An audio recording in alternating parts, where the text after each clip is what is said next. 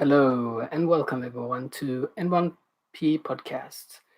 Today we are going to actually be opening with the new concept that I have, which is called open baskets. And the reason why I said open basket, and it's also a collaboration with N1P podcast, is to also welcome you first to our podcast, Open Basket, and area evolving the community that we also have, which is a Pan African podcast, the N1P podcast, the number one podcast. Please help us also by liking and subscribing to our new show. Today, we will also start out with the reason why I started this podcast and named it Open Basket. You might also wonder why and why I meant to say just open basket. The reason why is that it also came from a song that I liked a lot, which is created by no other than Fela Kuti himself, a known jazz artist and also the creator of Afro beats in Nigeria. And open baskets, the reason why I say open basket is because in one of his songs, he's saying that he's letting the basket out, which is the basket mouth, in a way that you open the basket and when you said what you said, even though people won't like it, and even if people verbally didn't like what you said, you just said it because you had to say it.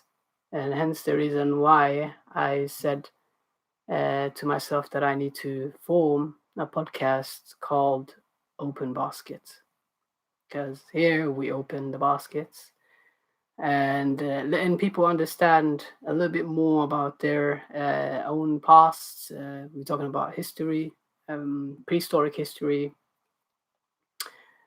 Today, specifically, tonight, we're going to speak about prehistoric Africa and its connection with the ancient worlds, the Kushites, and its influence around the world, with its also having its mystery, and also that it is a significant civilization just because it lasted for almost 4 centuries. The longest lasting civilization ever on Earth. We can ask ourselves why this ancient empire was so profound and also so educating and also so expanding by these 4 different centuries of Cushitic history. That's the topic of today, and we're going to discuss this. I'm going to go through some of the things I've also mentioned in this session, and also to let people know that Open Basket is a podcast, or actually just a section of the community N1P podcasts. And we are going to have similar topics. We're going to have similar topics talking about ancient civilizations and how much that actually influenced our own civilizations and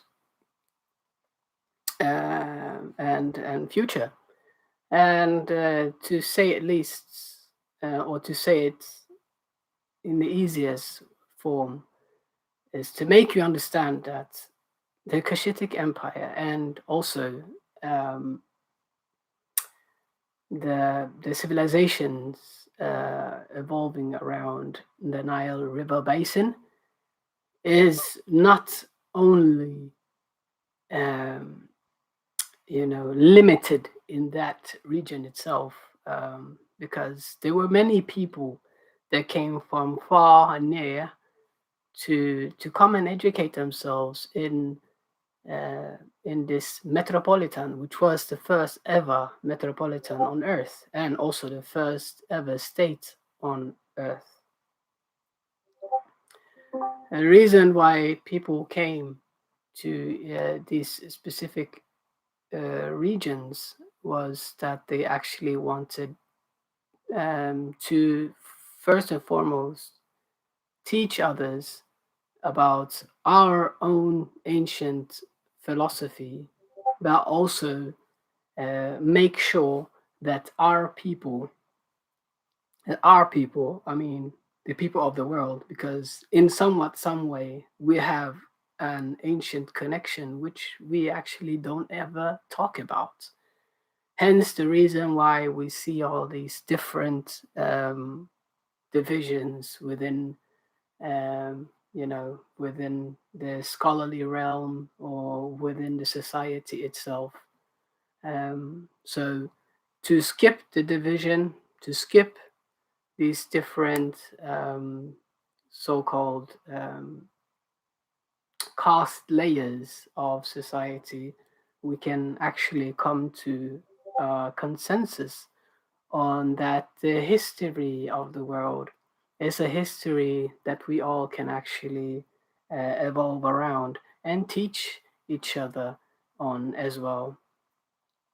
And the reason why I'm having this session today is to also inform you about our prehistoric connection with the different other empires and civilizations all around the world that indirectly and directly got influenced by the River Nile basin, or actually the civilizations evolving that region.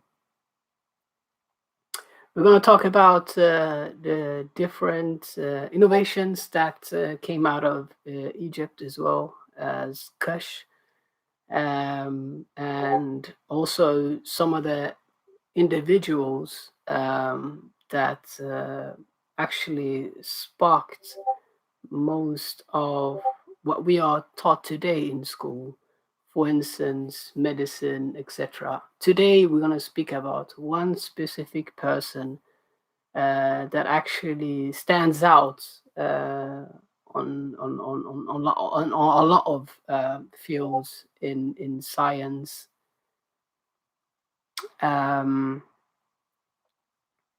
so one of those controversial inventions that was found was actually the jet engine that was founded in Egypt around 500 years before Christ. So 500 BC is when the first ever jet engine was invented. We can ask ourselves, how is this even possible? How did they manage to create innovation that we still use today?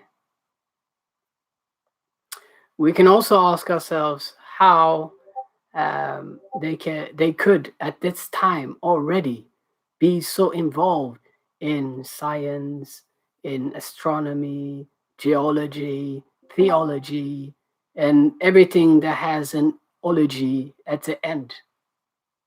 How is this even possible? How was it possible for these ancient people to create um, these so-called temples, pyramids, temples carved in rock, solid rock? Um, how did they do this? How did they actually manage to do this? With what tools did they use? These are the things that we are going to debate, discuss, and evolve in the different other episodes of NYP podcast and also other episodes of Open Basket. So, so the first person that I want to speak about, which is actually one of the most famous person coming out of Egypt, his name was Imhotep, and that man was the man that actually cured more than 200 different diseases with the help of plants. Plants. We can ask ourselves what type of alchemy did this guy use? He used ancient alchemy. He used alchemy that we still use today and also discuss today in our universities of medicine, etc. This guy was so profound that he actually became one of the wizards, or what you call them, Visigoths, or lords of that ancient empire, by the means of knowledge and practice of medicine. He cured more than 200 different diseases with the help of plants. 150 of them were stomach and overall body diseases. 150 diseases he cured, 100% cured, not prevented like we do today. We prevent disease. We trying to, put a plaster on the disease to make it, hampered. But already 3,000 years before Christ, there was a guy called Imhotep that cured all of these diseases. Yeah. So we had 150 different stomach and overall body diseases. We had more than 50 brain diseases that he actually cured by the ways of surgery. Surgery. They had surgery at that time, 3,000 years before Christ. They had surgery, they had brain surgery, they had all types of surgeries going on. And he used the tools that he used. I think they were very advanced tools that he used. But anyways, this guy was today he's best known for building the Step Pyramid, one of the world's earliest stone monuments built on this earth, and the first ever pyramid in Egypt. As Joseph's chef advised, hello guys, hi. Me, where I'm from, actually right now I'm sending live. So, but I can't actually. I don't know why my webcam is not working on Discord for some strange. But it's on my YouTube and Facebook Live right now. So can you ask me the question again? Sorry. Oh, originally I'm Ethiopian.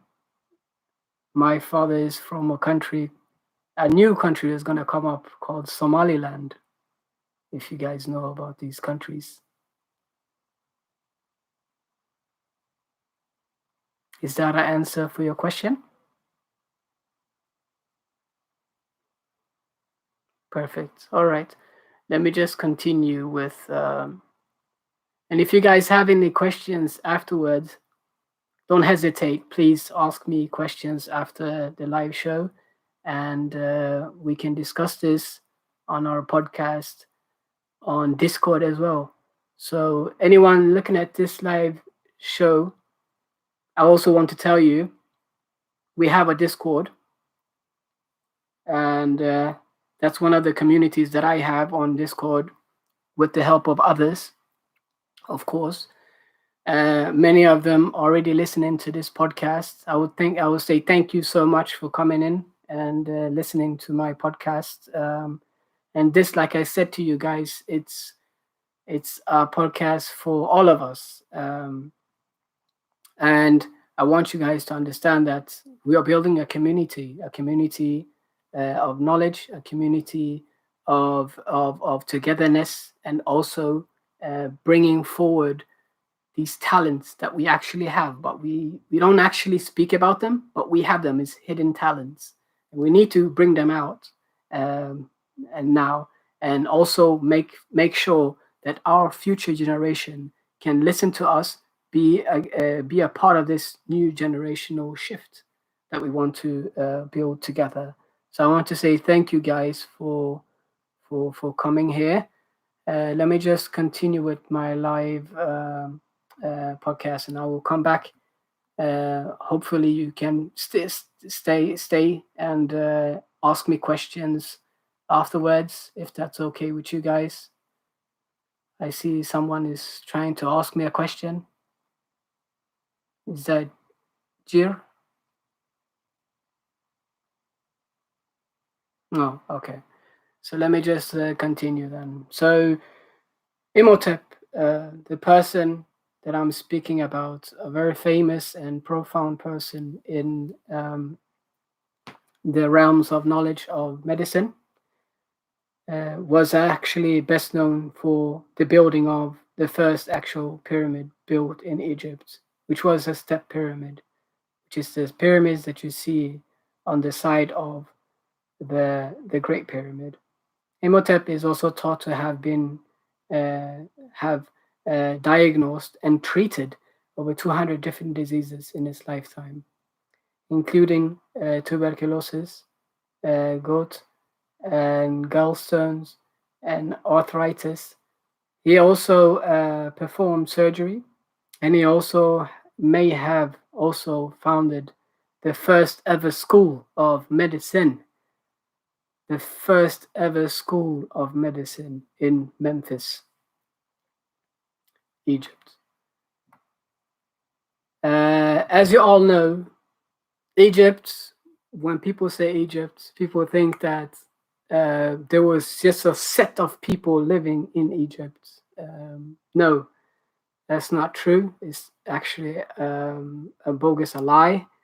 We know now that Egypt itself was, first of all, a name that the Greeks said to the land, which means actually just fertile land, or the land or the fertile soil, or the land of the black soil. That is actually what Egypt means. Um, Going back to Imhotep and the ancient civilizations and what he actually brought to the table, like I said, he was the first person to actually come forward with university in medicine. All right. Most of what we think when it comes to the Kushites or has been alive. Many times, Eurocentric scholarships and Eurocentric type of um, education when it comes to Africa itself talks about Kushites, the Kushites being from another race of people, or from another type of origin than Africa, and what Africa actually stands for, by saying that the Kushites were, in fact, or what they would say at that time, white blacks, or black Caucasians, or whatever they want to put a label on the Kushites. Um, it's not actually the reality that we are in, or the reality of the actual origin of these people. And also, when we also speak about the people that were there even before the Kushites, we have the Pygmy people from the Central Africa. They also ruled most of the world actually before the Kushites came in to the picture. So the Pygmies are a little bit short-statured people, and they originally come from Central Africa and then expanded their travel around the world. They went from Central Africa and settled in many parts of the world, like, for instance, Southeast Asia and Australia and many other places, even South America. So you have different tribes of these pygmies moving from place to place. What we also know is they also built structures for themselves. And yeah, so when Europeans started to sail the waters, they came to find out that the pygmy people already actually settled in many of these different areas, which was South America, Southeast Asia, etc. Places like Indonesia and stuff like that. And the Kushites came and then expanded way after that. I would say a couple of 100 years, or even thousands of years after. I would say thousands of years after that.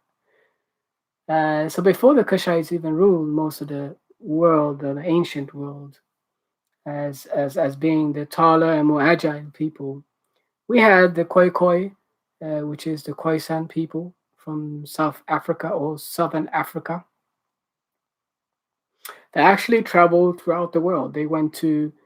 Uh, they went to Europe, they went to Asia, and they also went to Australia. To be honest,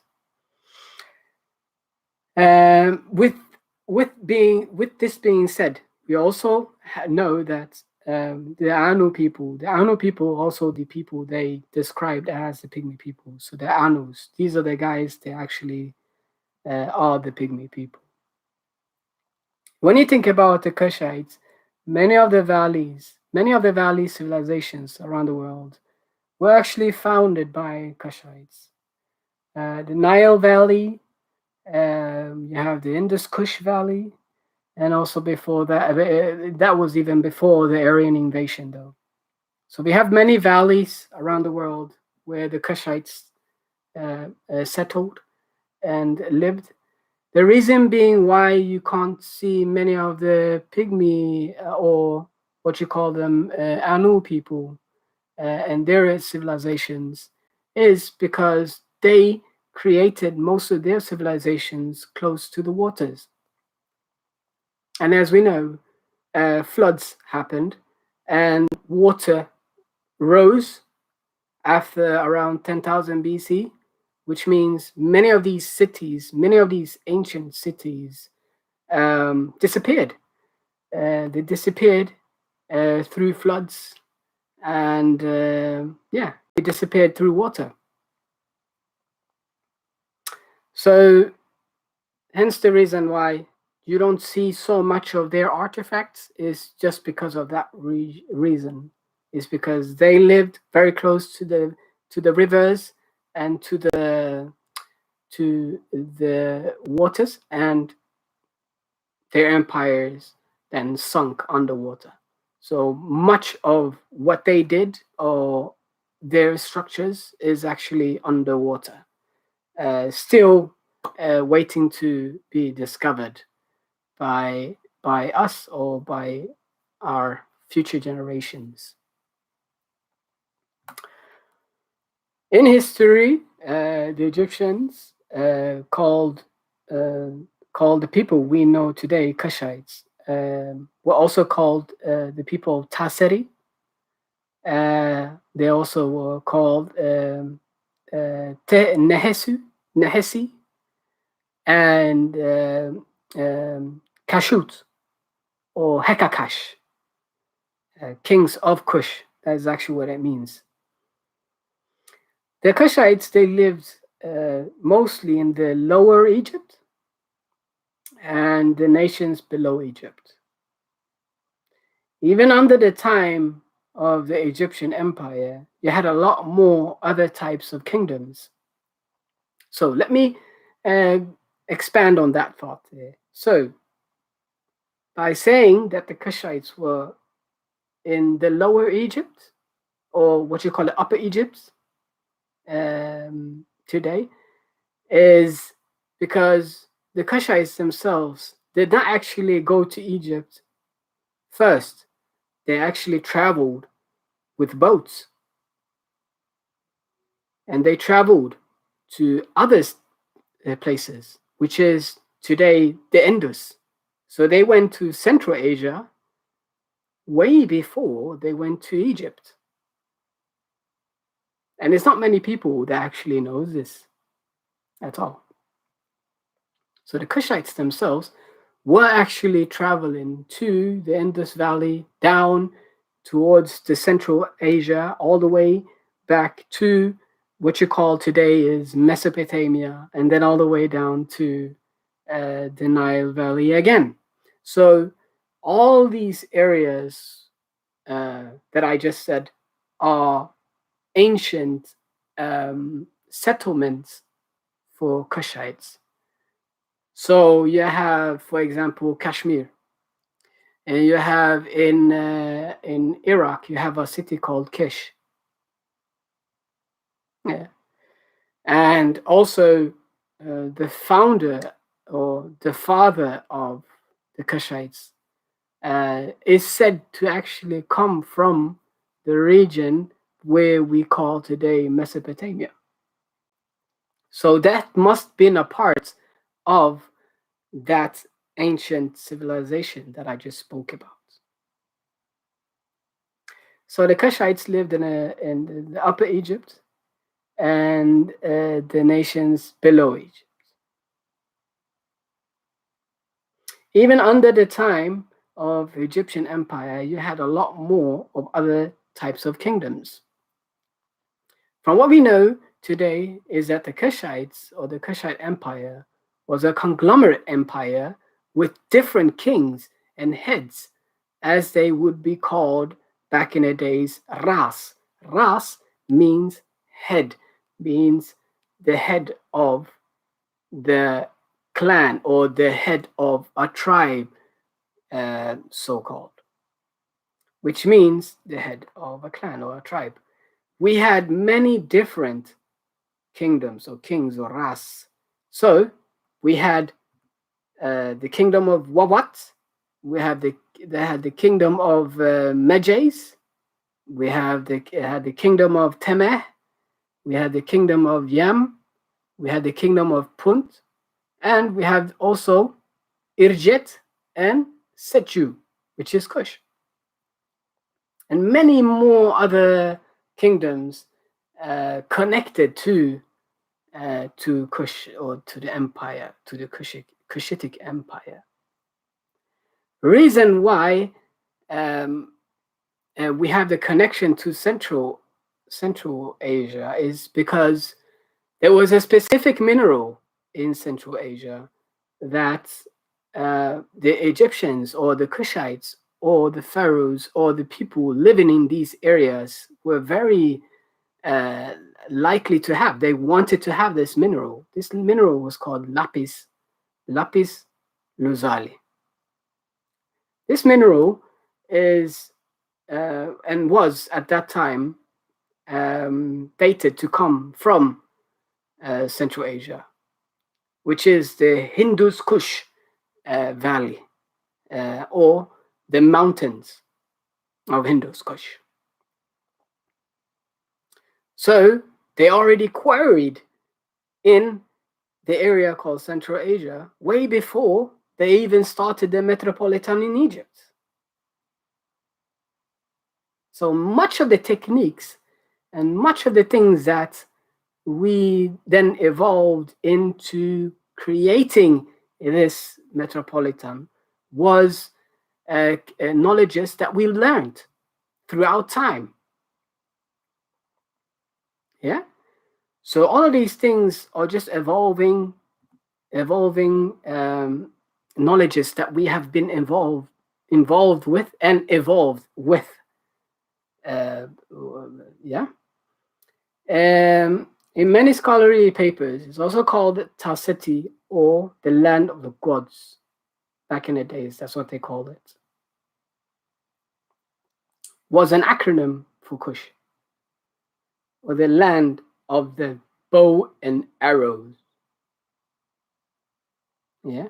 Most of us would think that Egypt was a state by itself, but in fact, Egypt was the first ever metropolitan on earth. And it was set for the people of Ethiop, the Ethiop people, which was described by Herodotus. If you want to go and check out his work, you can go and check out his work.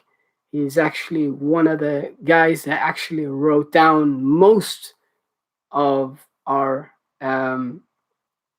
history, and we can trace Herodotus the best when it comes to how he wrote and what he wrote, because he settled in Egypt himself and wrote everything that the people did in that region. Hence the reason why many scholars like uh, Socrates and Aristotle, which created aristocracy, these scholars wrote in their memoirs saying that they got all their knowledge and wisdom from the wise man in Egypt. That's what they said from their own mouth and from their own writing. It's there in black and white. And it's something that we can actually take with us, because we know it was a center for knowledge and it was a metropolitan by itself. As we also know, they also split the empire into two sections, one called Lower Egypt, where the delta is today. So it's a little bit opposite from what we see when we see the map. So northern Egypt is called back in the days Lower Egypt, while southern Egypt, or everything south of Egypt, was called Upper Egypt. Why? Because the stream of water came from up Upper Egypt. Yes. So, people of Ethiopia. Who are the Ethiops? People with skin color. People that were kissed by the sun. That is actually what the word means. Ethiop means a person that got kissed by the sun. So it means sun-kissed. That's all it means. As we also know, they split the country into two sections, and also Upper Egypt were the source of where the Nile actually came from. Hence the reason why they called it Taseri, or the land of where they themselves came from. They came from everything under Egypt. That's what these people came from. Kush, or Kush in Hebrew, Hebrew pronunciation is Kus. Kus.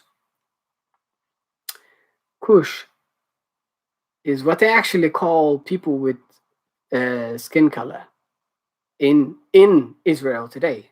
It's actually a bad word, but it's something they use to describe people with skin color.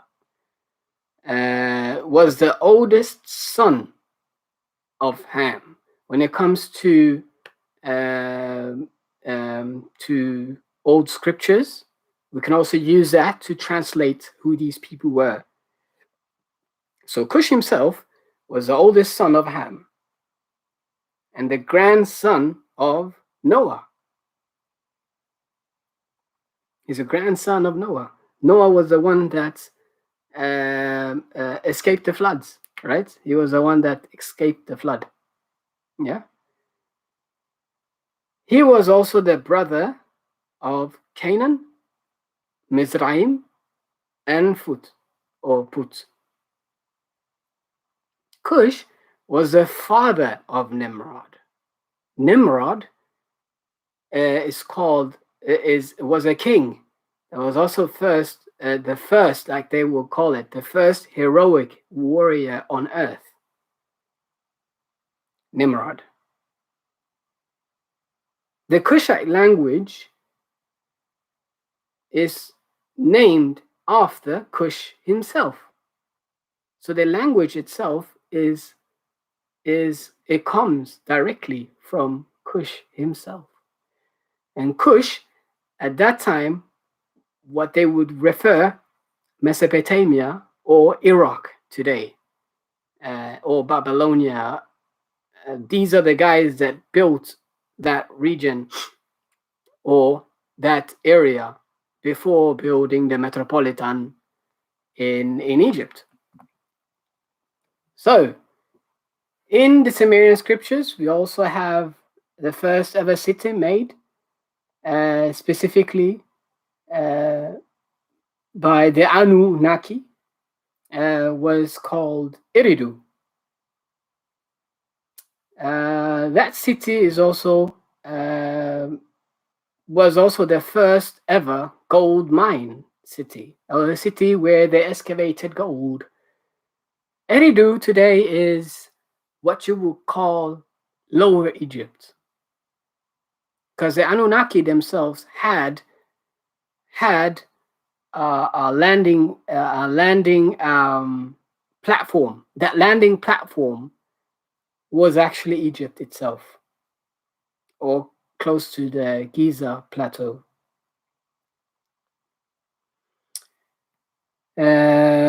So there was a first gold mine where they excavated gold, built by Enki himself in the Sumerian scriptures. You would today call him Noah or Nuh. Areas of interest was often in the region of Africa and today called Middle East and Central Asia. Megan or Megan was Egypt by the Sumerians, and Cush. So Megan was Egypt and Cush. And Cush itself also was called Meluha. In Central Asia was called Dilmun. Dilmun. Dilmun. And Sumer was the land of the Sumerians, which is our ancestors as well. And we need to also understand that.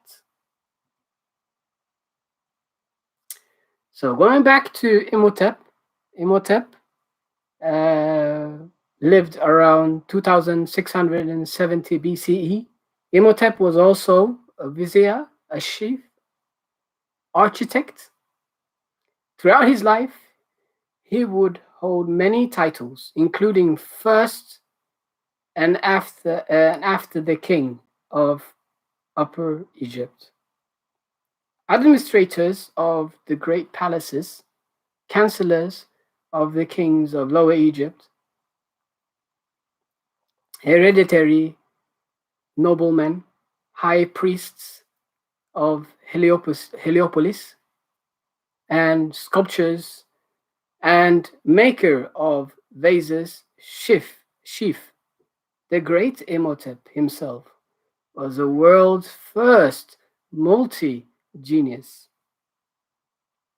Imhotep's African name means who comes in peace. Imhotep means the person who comes in peace. He was a scientist, a philosopher, astronomer, mathematician, architect, historian, and a doctor. Imhotep was so great that later generations worship them as a god.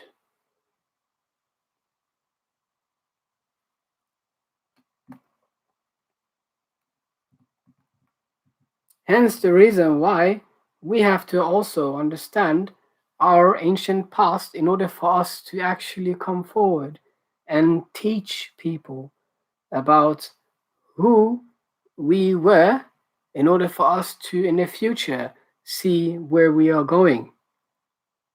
We need to start analyzing our history correctly, give the names to these people, and give creditation to whoever actually did all of these fantastic things that we today is actually learned and taught about today in school. That is more for another session on open baskets. Today live session is done, but we will still record for specific reasons, aiming to help our community to be stronger and build it stronger so that we can actually help others to understand where they come from in order for them to actually know where they are going. I will say thank you so much, everyone that went and took your time to listen to me tonight. And if you feel that you want to contribute in any type of form, please come to our Discord. I will put the links down under this video. And please, guys, go in, like, share, subscribe, and I will talk to you soon again on Open Baskets. I will open the basket. Peace and love and unity.